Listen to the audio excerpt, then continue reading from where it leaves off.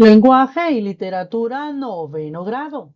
Guía 15. El artículo de divulgación científica. Licenciada Andrea Fernández de Pérez. Realizamos las actividades en tu libro de texto. Páginas 110 a la 115 para esta semana. Recuerda trabajar a lápiz en el libro. Página 110. Anticipación. Actividad número 1. Observemos las siguientes imágenes. ¿Qué observas en estas imágenes? Vemos por acá un promontorio de basura, un carro emitiendo gas, una contaminación de agua o de un río, el humo de las fábricas, la quema de árboles y barriles con supuestamente químicos tóxicos. Actividad 1. Ahora elaboremos un mapa mental a partir de las imágenes, tomando en consideración las siguientes preguntas. Las podemos responder también en el cuaderno. ¿Qué es un mapa mental? Te estarás preguntando. Un mapa mental es una representación gráfica y visual de ideas, conceptos o información interrelacionada. Se crean colocando el tema central en el centro de la página y conectándolo con ramas que representan subtemas o conceptos relacionados. Se utilizan palabras claves, colores y símbolos para resaltar conexiones y jerarquías, facilitando la comprensión y la memorización de la información. Los mapas mentales son herramientas efectivas para la planificación, el aprendizaje, la toma de decisiones y la generación de ideas, ya que capturan de manera organizada la estructura y la interconexión de conceptos. Aquí a la par puedes observar un modelo de mapa mental. Ahora respondamos las preguntas en el cuaderno. Recuerda siempre escribir el nombre de la temática de la semana, así como el número de actividad y el número de página. Literal A. ¿Qué información transmiten las imágenes? ¿Recuerdas las imágenes? Las puedes volver a ver. ¿Qué información transmiten? Son formas de contaminación del medio ambiente, como los promontorios de basura, la emisión de gases o contaminación del agua y el aire. Literal B. ¿Qué temas abordan las imágenes? Nos habla sobre la basura, la emisión de gases, contaminación de ríos, el aire, la tierra, quema de bosques y materiales tóxicos. Literal C. ¿Qué conoces sobre estos temas? En mi caso, sé que son acciones que están dañando al medio ambiente. Literal D. ¿Qué acciones debemos hacer para evitar situaciones como las de las imágenes? ¿Qué acciones haces tú para cuidar nuestro medio ambiente? Puedes escribir algunos ejemplos. En mi caso, por lo general, saco la basura en el tiempo adecuado, es decir, cuando pasa el camión. Evito ensuciar las aguas a los lugares donde voy y no quemo basura. Además, hay que concientizar a nuestra comunidad sobre los beneficios de cuidar el medio ambiente. Ahora elaboremos nuestro mapa mental. ¿Qué pondrías en el centro? Correcto, el tema que vamos a tratar. Y luego hacemos las líneas para relacionar. Mira cómo quedó el mío. El deterioro del medio ambiente. Esa es mi idea principal. De ella se sacan las diferentes ramas. Estamos hablando de la contaminación que con respecto al aire y a los ríos. En el aire, las fábricas y los automotores son responsables de contaminar el aire. Y el río, pues, son las aguas negras o líquidos contaminantes. Hay destrucción cuando se queman los bosques y la emisión de gases crea el efecto invernadero y eso nos lleva a un calentamiento global.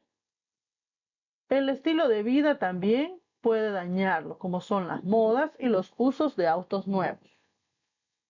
¿Qué te parece mi mapa mental? He puesto todas las ideas que me vinieron a la mente a partir de las imágenes que vimos. Página 111. Construcción. Artículos de divulgación científica. Actividad número 2. Leamos el siguiente artículo y luego respondemos las preguntas. ¿Qué es un artículo de divulgación? Es un tipo de texto informativo que aborda una temática científica o tecnológica. Se diferencia de los textos científicos especializados, ya que su redacción es más sencilla y comprensible, con el propósito de que la población tenga acceso al conocimiento. Sus características son que expone la información de manera objetiva para que el público se forme una opinión propia. Se puede publicar en revistas impresas o digitales, gratuitas o con suscripción. También en sitios de Internet, folletos o libros compilatorios. Su finalidad es que el artículo tiene el propósito de divulgar datos, información o recientes descubrimientos en beneficio de la sociedad en general. ¿Te quedan dudas sobre lo que es un artículo de divulgación científica? Pregúntale a tu docente. Veamos los elementos paratextuales de un artículo de divulgación.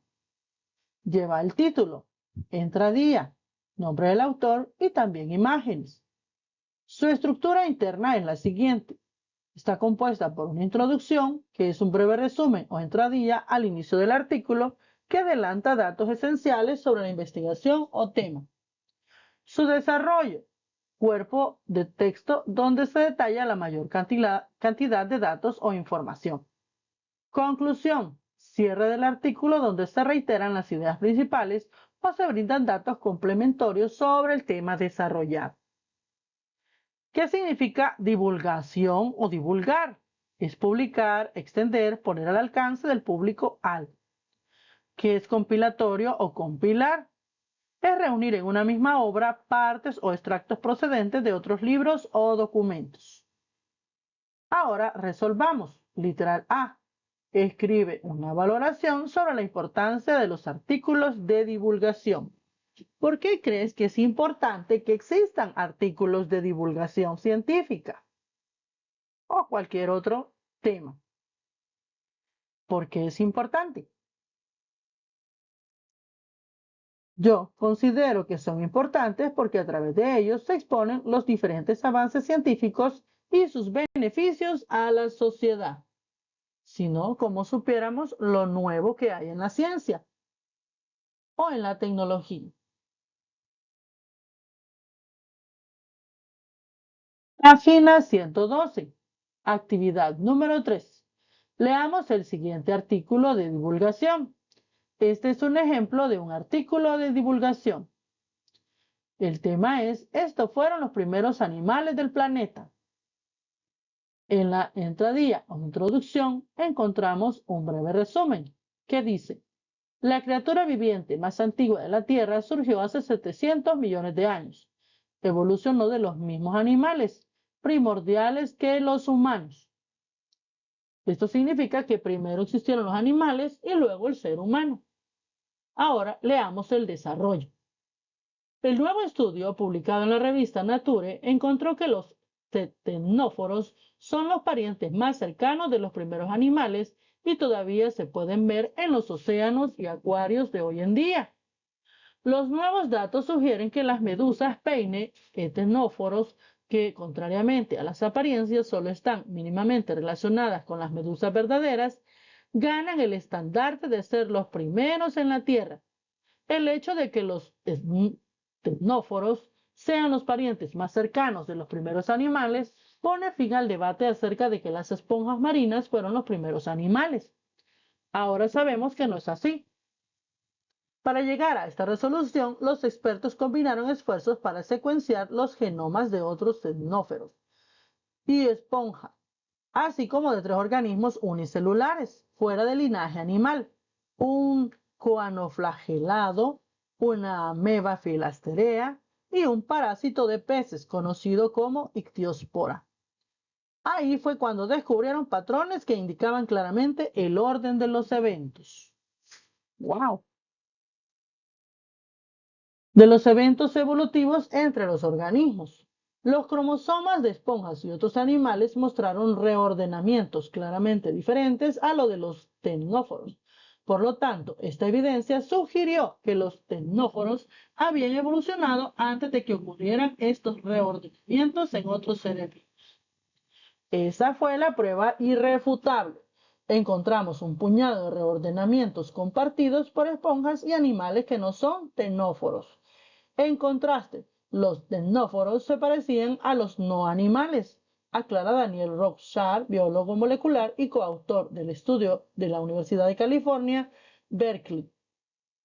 Criaturas particulares. Veamos la conclusión. En pocas palabras, esta investigación nos aporta un contexto para comprender qué hace que los animales sean animales. Este trabajo nos ayudará a comprender las funciones básicas que todos compartimos sobre cómo perciben su entorno, se alimentan y se mueven. Muy interesante. Adaptación. Si no sabes qué es un ctenóforo, aquí están unas imágenes. Son animalitos, sobre todo marinos, acuáticos, que se distinguen porque tienen luminiscencia, es decir, tienen lucecitas, brillan en la oscuridad. Esa es la diferencia entre los otros animales. Actividad número 3. Respondemos en el cuaderno. Pasamos a nuestro cuaderno y respondemos las preguntas. Recuerda, no es necesario que escribas toda la pregunta, solo ubica el literal para que te sea más rápido y práctico. Eso sí, debes ubicar el número de página y el número de actividad. Recuerda siempre escribir el título del tema de la semana. Literal A. ¿Dónde pueden encontrarse los ctenóforos? Según el texto, decía que están en los océanos y los acuarios. Literal B. ¿Cuál fue el descubrimiento que determinó que los ctenóforos habían evolucionado antes que otros seres vivos? ¿Recuerdas lo que decía el texto? Decía que por su reordenamiento eran diferentes a otros animales. Literal C. ¿Cuál es el propósito de este artículo? ¿Qué te ha parecido este artículo? ¿Te resultó interesante? ¿Cuál sería su propósito? Informar sobre el nuevo descubrimiento de los ctenóforos, como los primeros animales sobre la Tierra.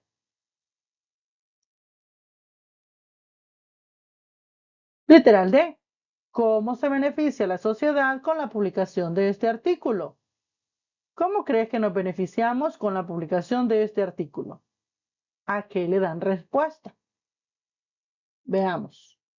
Se beneficia porque es un avance más sobre la investigación sobre el origen de los seres humanos y los animales, y de esa forma comprendemos más nuestro planeta. Literal E. ¿Qué temas serían beneficiosos para nuestra comunidad? Si tú quisieras escribir algún artículo de divulgación científica, ¿qué temas crees que serían adecuados para nuestra comunidad? ¿Hablarías de lo nuevo en videojuegos? ¿Lo nuevo en técnicas de deportivas, por ejemplo? ¿O avances médicos? Para mí, un tema serían los avances tecnológicos que nos ayuden a aprovechar los recursos naturales y al medio ambiente. Página 113. El cuadro comparativo. Actividad número 4. Leamos la siguiente información. Definición. El cuadro comparativo es una estrategia que se utiliza para comparar dos elementos, tomando en consideración sus semejanzas, diferencias o características. Todos estos elementos se ordenan en una tabla que posee columnas y filas para categorizar y ordenar la información. El cuadro comparativo nos ayuda a desarrollar la habilidad de emitir juicios de valor, facilitar el procesamiento de datos, lo cual implica clasificar y categorizar información, así como organizar el pensamiento. ¿Recuerdas que hemos hecho ya cuadros comparativos? El trimestre pasado hicimos uno entre la leyenda y el mito. Veamos este ejemplo. Los elementos a comparar es el asíndeton y el polisíndeton, que son dos figuras de construcción. ¿Cuáles son sus similitudes? Que ambas son de construcción y modifican los elementos de las frases. ¿Cuál es su diferencia? El asíndeton omite nexos en las frases y el polisíndeton lo repite en las frases. Veamos cuáles son los parámetros de comparación, similitudes y diferencias, y los parámetros de comparación, lo que es igual y lo que es diferente. Este es un ejemplo de un cuadro comparativo. Actividad número 5. Ahora resolvamos. A partir de la información que se presenta en el artículo, estos fueron los primeros animales del planeta, elaboremos un cuadro comparativo. ¿Por dónde empezar? Primero, podemos clasificar los animalitos que fueron mencionados y mostrar cuáles fueron sus principales diferencias. Te voy a dar una pequeña idea. Los primeros animales del planeta. Se comparaba entre los ctenóforos y las esponjas marinas. Las similitudes es que ambos viven en el agua, que tienen apariencia de medusa, perciben su entorno, se alimentan y se mueven. Sus diferencias es el ctenóforo es una evolución separada porque son parte de la primera evolución y se parecen a los no animales. Y las esponjas marinas evolucionaron junto con otros seres, su evolución es posterior a la primera y se parecen a los animales. ¿Qué te parece el cuadro comparativo?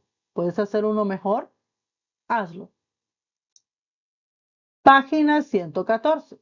La coherencia textual. Actividad número 6. Leamos la siguiente información. Una propiedad fundamental de la coherencia en un texto es la no contradicción entre ideas. Es decir, todas las ideas de cada párrafo tienen relación con el tema. Para esto es preciso relacionar y conectar las ideas de forma lógica para que el texto posea un sentido completo. Por tanto, es necesario cumplir con tres criterios: la coherencia lógica, la progresión temática y la unidad temática.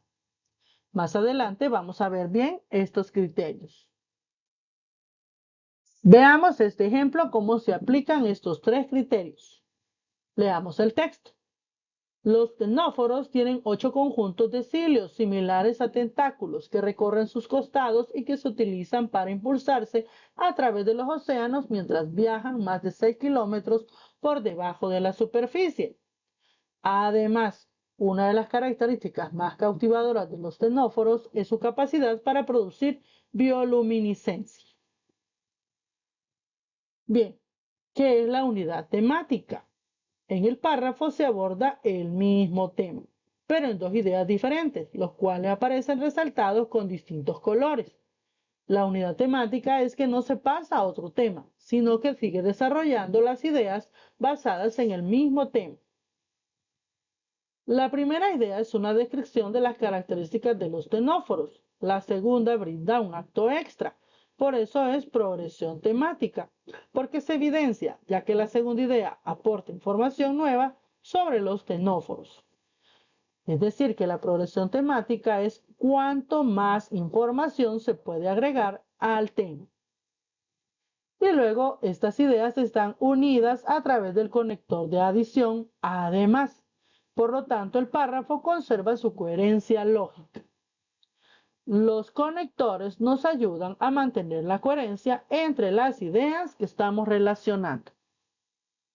¿Entendiste qué es la unidad temática? La progresión temática, la coherencia lógica. Si tienes dudas, pregúntale a la docente. Ahora resolvamos. Leamos el siguiente párrafo y expliquemos cómo se evidencia la unidad temática, la que vamos a abreviar con UT, la progresión temática, que la vamos a abreviar como PT, y la coherencia lógica, que la vamos a abreviar como CL. Bien, leamos el texto. Los cromosomas de esponjas y otros animales mostraron reordenamientos claramente diferentes a los de los xenóforos. Por lo tanto, esta evidencia sugirió que los xenóforos habían evolucionado antes de que ocurrieran estos reordenamientos en otros seres vivos. Bien, para ti, ¿cuál es la idea principal? ¿Cuál es la idea secundaria?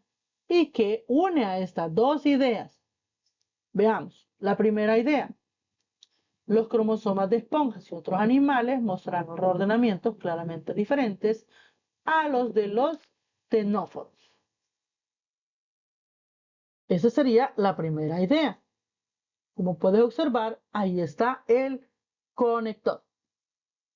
La siguiente idea dice, esta evidencia sugirió que los xenóforos habían evolucionado antes de que ocurrieran estos reordenamientos en otros seres vivos. Ahí tenemos la idea 2. Encerremos en un círculo el conector. Bien, ahora vamos a explicar cómo se evidencia la unidad temática, la progresión temática y la coherencia lógica, utilizando el mismo ejemplo que ya el libro nos había dado. Bien, la unidad temática. Se aborda el mismo tema sobre los xenóforos. Puedes observar que uno es el resultado y el otro es la consecuencia. La progresión temática se observa en la segunda idea, ya que se aborda más información sobre los resultados de la evidencia. Y la coherencia lógica, las ideas están unidas por el conector, por lo tanto, por lo que resulta coherente el texto. ¿Estás de acuerdo? Si tienes dudas, pregúntale a tu maestro. Página 115. Consolidación. Actividad número 7. Leamos el siguiente artículo. La extinción de los dinosaurios. Durante años, los científicos han debatido sobre la causa de la extinción del Cretácico entre el impacto de un gran asteroide o una época de gran actividad volcánica. Ahora, nuevas pistas arrojan luz sobre el final de los dinosaurios. Hace 65 millones de años se extinguió el último dinosaurio, los gigantescos mosasaurios y plesiosaurios en los mares y los pterosaurios en los cielos. Muchas familias de branquiópodos y esponjas de mar desaparecieron. Los restantes amonites de concha dura se esfumaron. Se redujo la gran diversidad de tiburones y el plancton, la base de la cadena alimenticia del océano, se vio muy afectado. También se marchitó la mayor parte de la vegetación. En resumen, se extinguieron más de la mitad de las especies que habitaron el mundo. ¿Qué causó esta masiva extinción que marca el final del Cretácico y el comienzo del Paleológeno? Los científicos han investigado durante muchos años por qué murieron estos animales, mientras otros saurópsidos, como las tortugas, los cocodrilos y algunos mamíferos, sobrevivieron. Las aves se libraron, al igual que las serpientes, bivalvos y los erizos y estrellas de mar. Incluso las plantas resistentes capaces de soportar climas extremos. Ahora, nuevas pistas arrojan información sobre lo que ocurrió durante el impacto del asteroide que acabó con los dinosaurios hace unos 66 millones de años. Según unos pequeños fragmentos de rocas halladas en Texas, el asteroide golpeó con tanta fuerza que vaporizó un grueso lecho de rocas que había debajo, arrojando gas junto a una cortina de fragmentos rocosos que salieron despedidos de la superficie. La temperatura se elevó a unos 155 grados centígrados, por lo que la zona de devastación llegó a más de 1.600 kilómetros del centro del cráter en minutos. Sin embargo, un equipo internacional de investigadores de la Universidad de Yale publicó un estudio en la revista Science, donde afirmaron que el impacto ambiental de las erupciones masivas ocurrió mucho antes del evento de la extinción y por tanto no pudo ser la causa. La teoría de los volcanes surgió a raíz del estudio de un periodo de gran actividad volcánica que también ocurrió hace 65 millones de años y podría haber extendido iridio por todo el planeta, junto con el polvo que ocultaba la luz solar y los gases de efecto invernadero. Algunos científicos creían que ambas podían haber contribuido a la extinción y otros sugerían que la causa real fue el cambio del clima y el aumento del nivel del mar. Los investigadores rastrearon a lo largo de millones de años las especies que aparecieron y las que desaparecieron, y estimaron las tasas de especiación y extinción a lo largo del tiempo. Los resultados muestran que 10 millones de años antes del impacto del asteroide, los dinosaurios ya estaban en declive a nivel mundial, afectando tanto a carnívoros como los tiranosaurios, como a grupos herbívoros como los triceratops. Tomado de la National Geographic. Actividad número 7.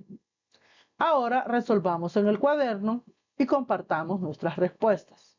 Literal A. Según el artículo, ¿cuáles animales han sobrevivido desde la época de los dinosaurios?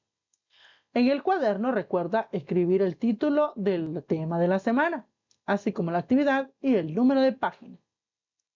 Literal A. ¿Cuáles animales han sobrevivido desde la época de los dinosaurios? Según lo decía el texto, los saurópsidos como las tortugas, los cocodrilos y algunos mamíferos, aves y serpientes, bivalvos, erizos y estrellas de mar. Ahora, literal B, elaboremos un cuadro comparativo con las teorías y datos que se exponen en el artículo. ¿Te fijaste las teorías? Una habla de un asteroide y la otra habla de erupciones volcánicas.